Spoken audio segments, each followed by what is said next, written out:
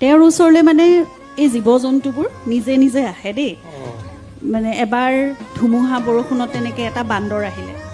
বান্দৰটো কি কাৰণত কেনেকৈ খাৰঘুলি ষ্টুডিঅ'টো থাকোঁতে বাৰাণ্ডাত আহি পেলাই ধুমুহা বৰষুণ একদম বাহিৰত বিৰাট বৰষুণ আৰু বতাহ বান্দৰটো আহিছে অলপ ইনজিঅ'ৰ্ড আঘাতপ্ৰাপ্ত হৈ তাৰপিছত বান্দৰ পোৱালি এটা তাক বুটলি আনিলে আনি চিকিৎসা কৰিলে পিছদিনাখন তেনেকৈ আমাৰ তালৈ ডক্টৰো আহি থাকে মানে ভেট আহি থাকে মধুসূদন অঁ তাৰপিছত তাক ৰাখিলে মানে ইমানেই লগত থাকে কোচতেই থাকে লগত একেলগে শুৱে একেখন পিছত আৰু প্ৰতিটো প্ৰাণীৰে কিন্তু নামাকৰণ হয় আকৌ দেই আমাৰ ঘৰত তাৰ নাম আছিলে মধুসূদন গাৰ্গ আৰু গাৰ্গ উপাধিটো সকলোকে দিব মধুসূদন গাৰ্গ একদম 6 মাহমান থাকিলে আৰু লগতে বিচনাত শুৱে একেখন কম্বলৰ তলত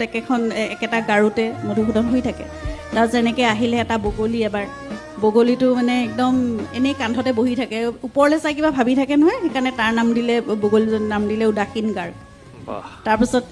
কাউৰী এটা আহিলে কাউৰীটোৰ নাম আছিলে কাকু গাৰ্গ